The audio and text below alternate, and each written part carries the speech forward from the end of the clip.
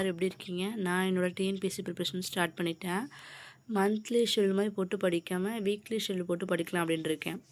Monthly ஷெட்யூல்னால் ஏதாச்சும் excuse சொல்லிகிட்ருப்போம், படிக்க மாட்டோம் அப்படின்ட்டு.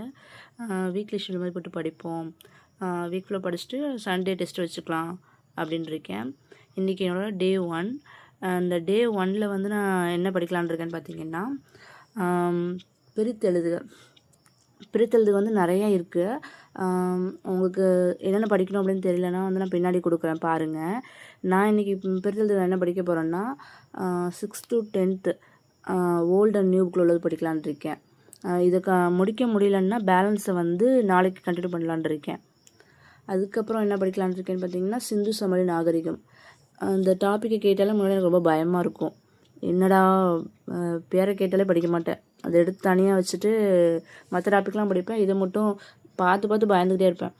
சரி ஒரு வாட்டி எடுத்து படிக்கலாம் அப்படின்னு சொல்லிட்டு எடுத்து படித்தா செம்ம ஈஸி, ரொம்ப ஈஸி. எனக்கு ரொம்ப பிடிச்சி போச்சு.